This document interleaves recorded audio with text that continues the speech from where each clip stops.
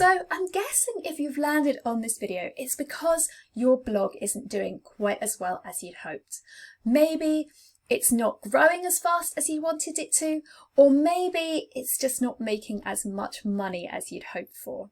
Welcome to the Productive Blogging YouTube channel. My name's Eb Gagano, and today I'm going to talk about 5 reasons why your blog might be failing and what you can do about it so we can turn that around and turn your blog into a success. So the first reason really isn't a reason at all. It's more of a reality check.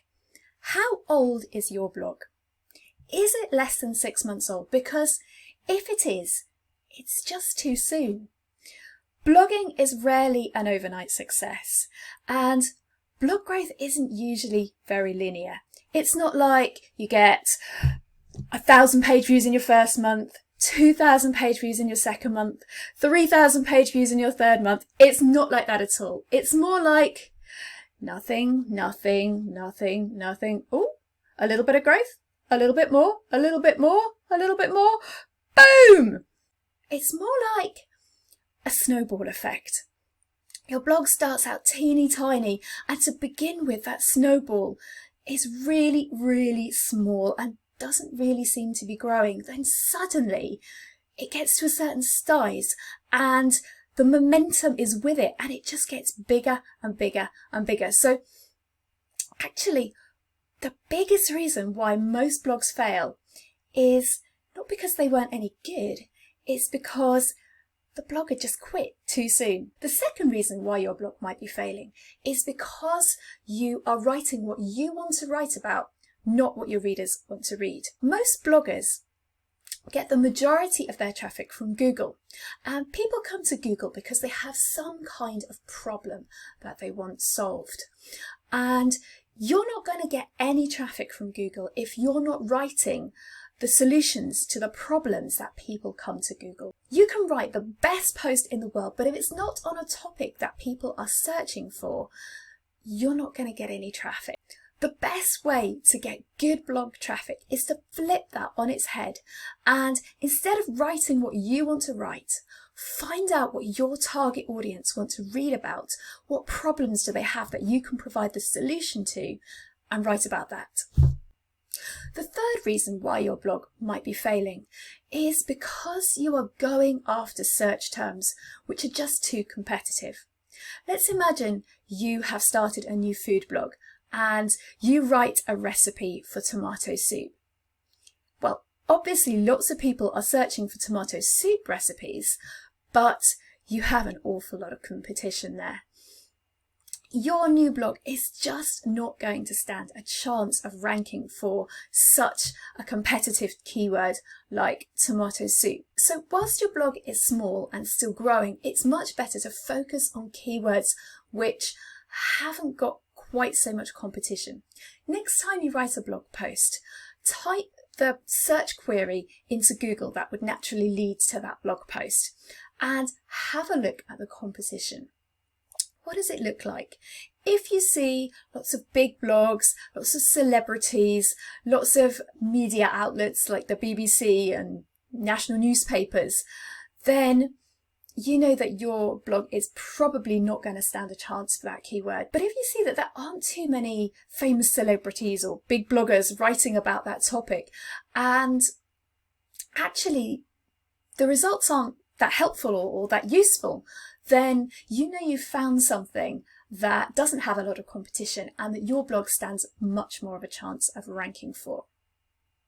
This whole process of trying to find search queries that people are actually typing into Google and assessing the competition is called keyword research. If you'd like a little bit of help with keyword research and you'd like to learn how to do it properly so that you can come up with a list of keywords that you know will drive good traffic to your blog because they have some search volume but they're not too competitive, then head over to my blog productiveblogging.com and search for keyword research training. I'll put a link in the description as well, and that is a free training that you can watch that will take you through the process of keyword research, and I explain it step by step, and I give you loads of examples as well.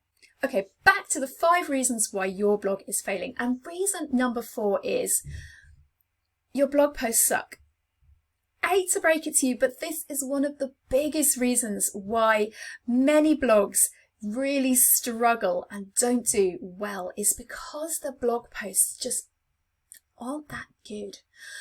What you're aiming for is to get a blog post that really delivers what the Google searcher was looking for. So if someone lands on your blog because of a query they made in Google, you want to really deliver the answer they were looking for. Give them a really good, high quality answer and make it easy and enjoyable to read. What do I mean by that? I mean, make sure you break down that answer into nice bite-sized chunks with good headings so someone can easily and quickly scan through the blog post and find the information that they want. And make sure that your blog post is divided into small sentences and small paragraphs. Forget everything your English teacher taught you. In blog writing, it's totally okay to have really short sentences and really short paragraphs, often only 1 or 2 sentences.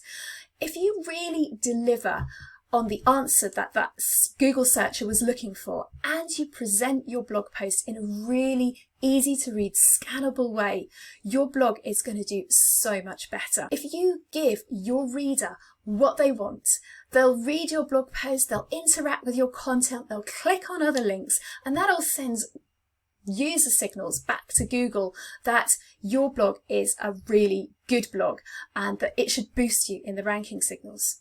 Flip side, if when someone stumbles on your blog through a random Google search they did and they can't find the answer that they're looking for, it's not clear, it's full of waffle, it's full of information that isn't necessary, and it's just a big wall of text that's not divided, that's not easy to navigate, not easy to find anything in. They're just going to ping straight back to Google and go to the next result in Google. So if you want to make your blog a success, you need to write really good blog posts. Okay, and reason number 5 is consistency. What do I mean by that? I mean blogs that do well are consistent, that the blogger in charge of that blog writes regular, new, high quality content week in, week out. And in fact, when you're first starting blogging, I would blog more than once a week if you possibly can. The more blog posts you can get on your blog in those early days, the better. And that's going to give your blog the best chance of success. If you've only written like 10 or 20 blog posts, that's the reason why your blog is failing. You really need to get into the habit of writing lots of content, writing regularly, and writing that high quality content that people are going to love and going to interact with, and going to not just interact that one time, but remember your website and keep coming back and telling their friends. If you do that, your blog is definitely going to be a success. Okay, so I said 5 reasons why your blog is failing, but actually I've got a bonus 6th reason for you. But before I give you that video, I'd just like to let you know that this YouTube channel is all about helping you grow and monetize your blog. So if you like this content, if you like this video, I'd love you to give me a thumbs up and let me know, and subscribe to this channel. Okay, so the bonus 6th reason why your blog is failing is because you're not monetizing your blog. Now, I know what you're going to say, but that's the whole problem. But hear me out. One of the reasons why bloggers struggle and why bloggers can get really demoralized is because your blog isn't making money, and that makes you then not want to write content, which then makes your blog even more likely to fail if you're not writing that regular content. If your blog doesn't have enough traffic yet to monetize your blog using ads, you can still make money with your blog. There are two main ways that a small blog can make money. One is through affiliate links, where you put in your special link and anyone clicking on that link will, and then if they go on to buy that product, then you'll get commission. You can do that even with a small blog. You might not get loads of money in the early days, but you will get some, and getting that little bit of money will give you the motivation to keep on creating great content and grow your blog.